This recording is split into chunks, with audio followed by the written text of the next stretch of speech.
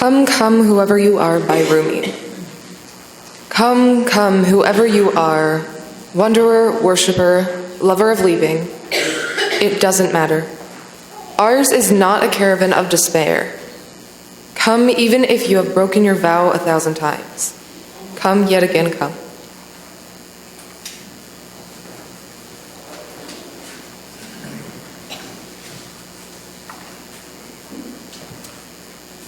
Many of you are probably familiar with the Rumi poem, Come, Come, Whoever You Are. It appears in our gray hymnal as hymn number 188, which we from time to time sings around here at UUI. Our youth sing it at youth cons all the time, so if you grew up in a UU church, then you definitely know the hymn, the poem. And this year we were treated to a semi-rockin' version of it at General Assembly, at least as semi-rocking as UUs ever get. So it's familiar to us, right? Come, come, whoever you are, wanderer, worshipper, lover of leaving. Ours is no caravan of despair, come, yet again come. And you may have noticed that the hymn that we all know and love, which expresses so beautifully some deep UU values about welcoming, about searching, about finding joy in the pursuit of truth and meaning together, the hymn actually leaves out one of the critical lines in the poem that Rumi wrote. Even if you have broken your vows 1,000 times, come, yet again come. So we leave out those 10 words from what is only a 37-word poem to begin with. Thank you, Microsoft Word auto-count feature. That's a full 27% of the poem. And I know you're thinking, will there be more math in today's sermon? And I'm sorry, the answer is no. But that's a lot of percent that we leave out. Though you may have broken your vows 1,000 times, come, yet again come. Rumi, the author of that poem, was a Sufi Muslim. But those words should have some resonance for us Unitarian Universalists. Unitarian Universalism, we say, is a covenantal religion. It is not a creedal religion, which means that what binds us together is not a shared specific set of beliefs about God or about heaven or even whether there is a God or a heaven. We say we are covenantal, which means what holds us together is a shared commitment. A covenant is a promise or a commitment. And it's a commitment to live out and hold up certain values that are spelled out in our 7 principles and in the covenant that we say together every Sunday. Values that include love, compassion, acceptance, an honest and open search for truth, peacemaking, caring for the world around us, and so on. We don't express these as vows per se, but that the heart of our religious tradition is a serious commitment to a certain way of being in the world and a certain way of being with one another. And we come together here in the sanctuary on Sunday in part to deepen our understanding and practice of that commitment. And Rumi reminds us that we all come into this space, all of us, as imperfect beings. And we practice this religion of Unitarian Universalism as imperfect beings. And so we may indeed break our vows 1,000 times, may fail in 1,000 ways to be the person that we want to be, and yet the welcome at the heart of our religious tradition remains. Come, yet again come. And so we need a practice of forgiveness. Forgiveness must be deep at the heart of this thing we call Unitarian Universalism. Now, as UUs, we look to many different spiritual traditions as sources of wisdom, including our Judeo-Christian roots. Last Sunday, October 2nd, was Rosh Hashanah, the Jewish New Year, which begins the 10 days of awe, culminating in Yom Kippur on October 12th. Yom Kippur, the holiest day of the Jewish calendar, is also known as the Day of Atonement. And the story goes, each of our fates is written by God into the book of life, and on Rosh Hashanah, the new year, a page is turned, a new page in the book of life is opened for us. And between Rosh Hashanah and Yom Kippur, God will write our fate for the coming year into the book. And at the close of Yom Kippur, the book of life is closed and sealed, and our fate for the next year is written.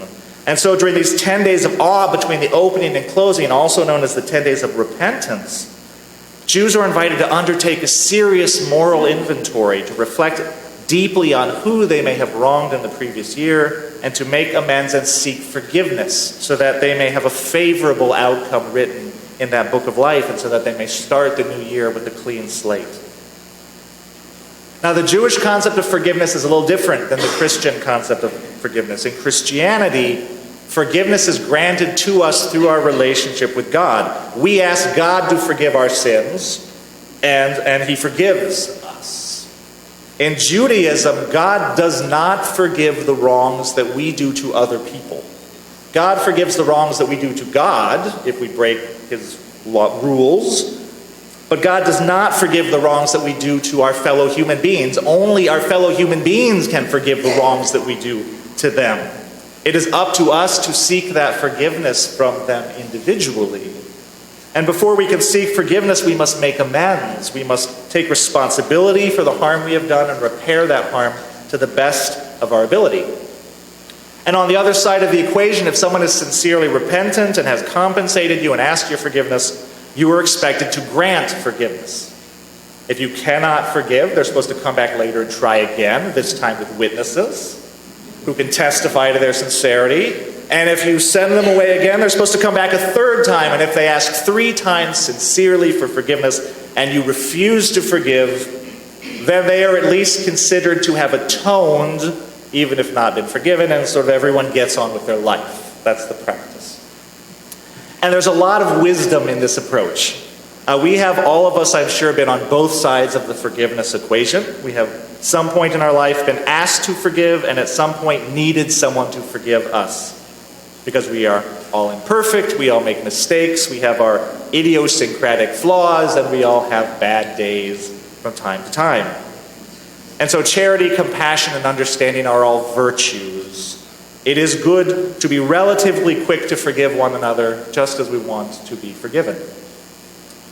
To this end, we should be mindful of a phenomenon that Reverend Zinke at All Souls pointed out in a sermon once.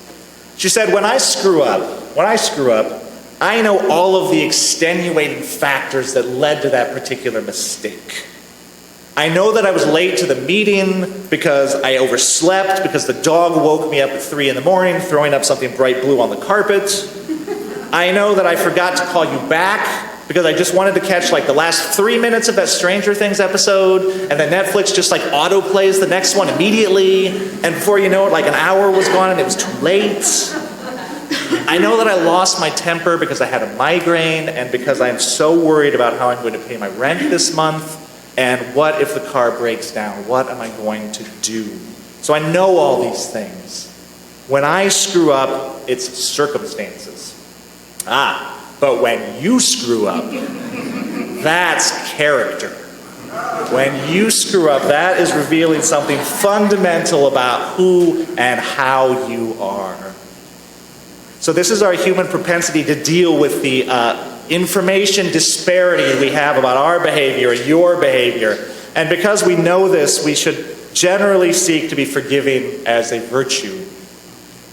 Now that said, there can be some cultural expectations around forgiveness that are not so great. And I want to talk about that a little bit today.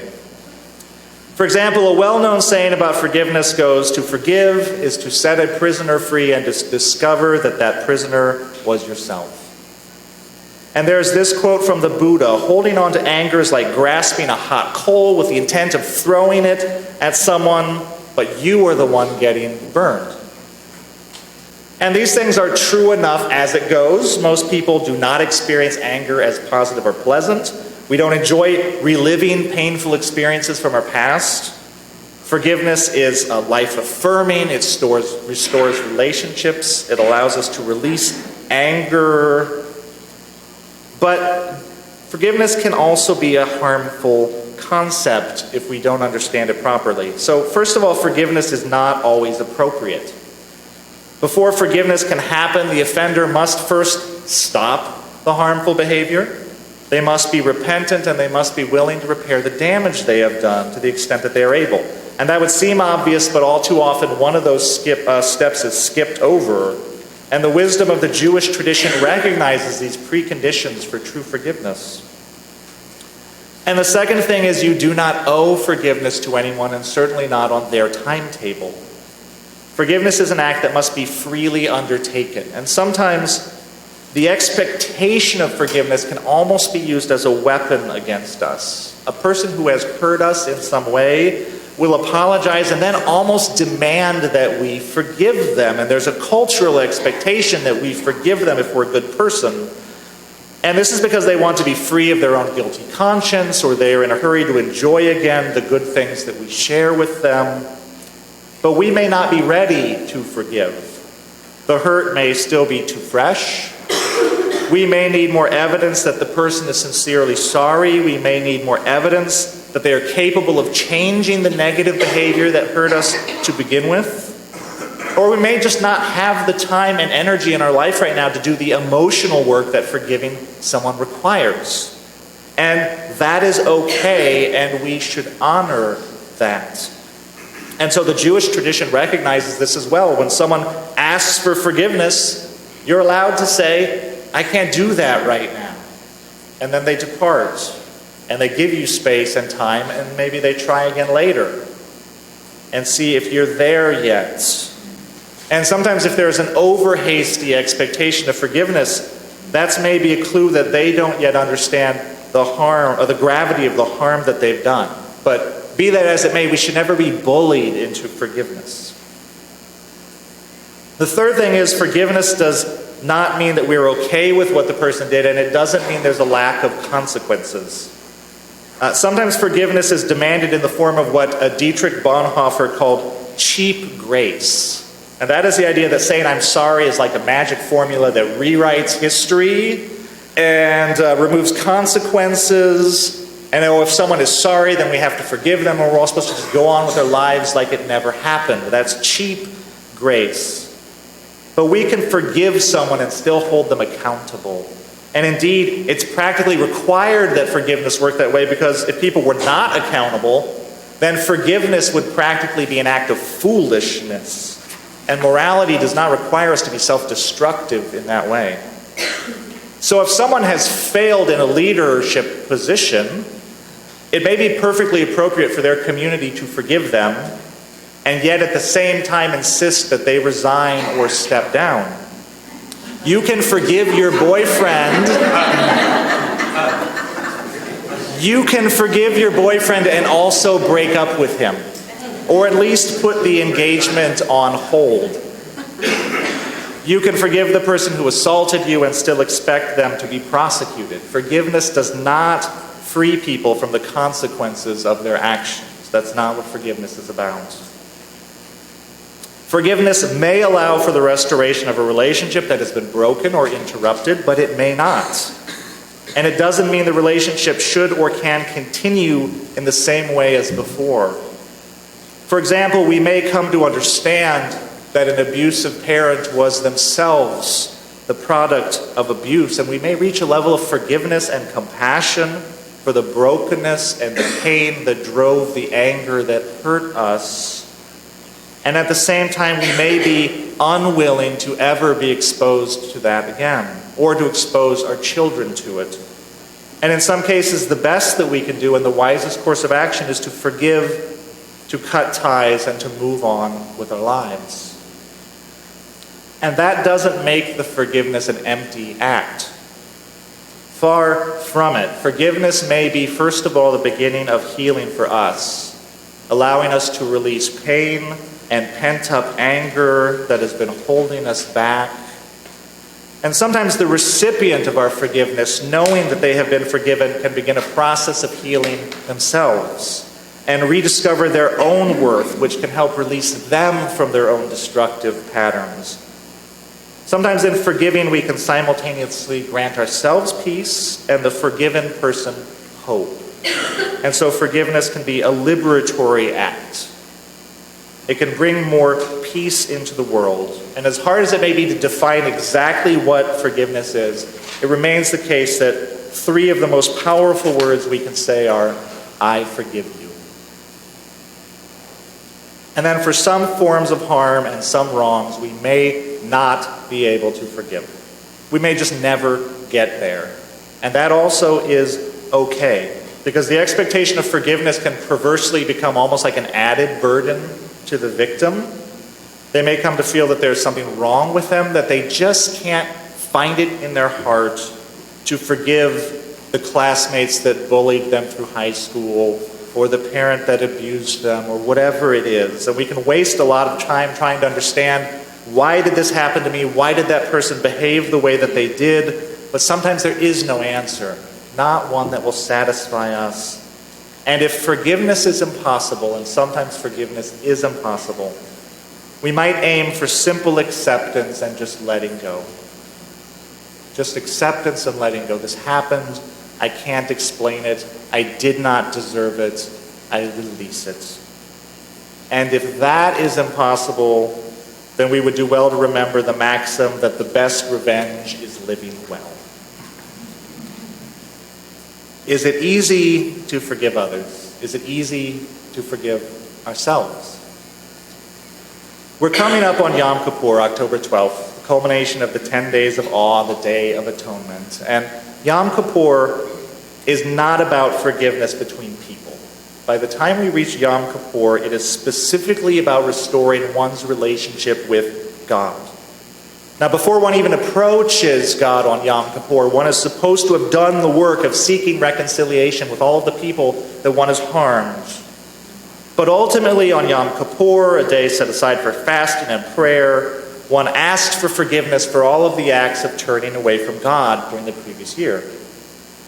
Now, some translation is in order because we have many different ideas here in the sanctuary about God or goddess or the divine or ultimate reality, including the belief that there are many gods and that there is no God.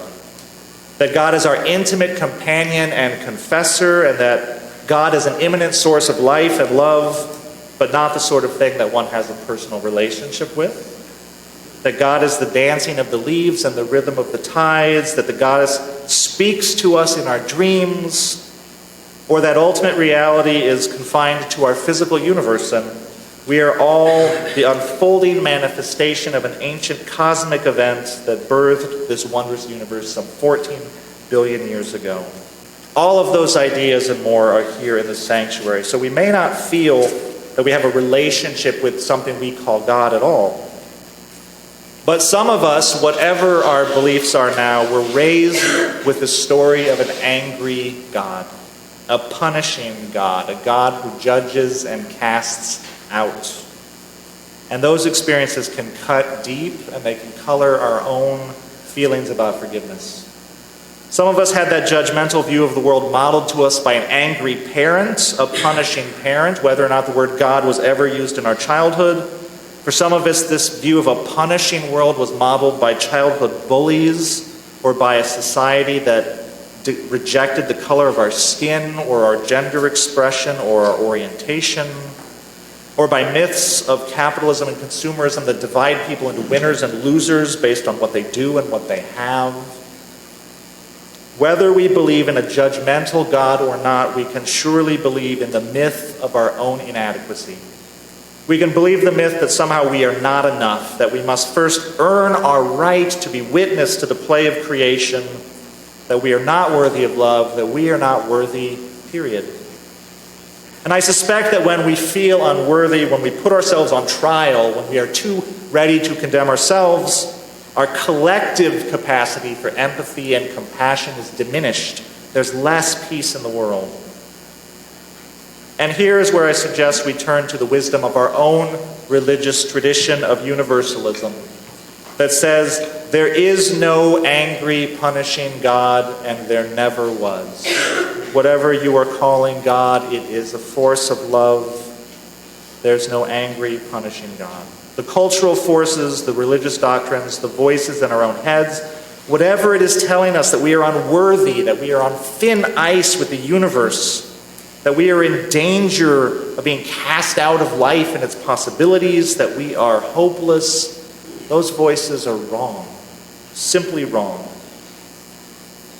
Certainly we can fail to live up to our highest ideals. We can find ourselves on a path that is taking us further and further away from what is spiritually nourishing to us, The D.H. Lawrence poem that we read, The Snake, is about a person who sins against one of the lords of nature, and in listening to their human cultural training, he disconnects himself from his relationship with the forces of life around him. We can find ourselves in need of turning back to our God or gods, our source of wonder and inspiration, whatever that is. But our Universalist tradition tells us that we cannot be disconnected from love. However imperfect we are, and we are all of us imperfect beings, however in need of forgiveness, and we all of us stand in need of giving and receiving forgiveness, we are all held in a love that will not let us go. And we can be the vessel through which that love pours into the world, through our words, through our deeds, through great acts of sacrifice and small moments of kindness. And it is the faith and hope of our tradition that in that love there is a capacity for healing, for reconciliation, for new possibility, healing and possibility for ourselves and for our relationships with others. Let us lean into our own tradition then and be confident of our worthiness of receiving love and are confident in our capacity for giving love. And in that confidence, then, let us seek to bring more charity, more kindness, and more forgiveness into the world that needs it. And let us begin with ourselves. Blessed be, and amen.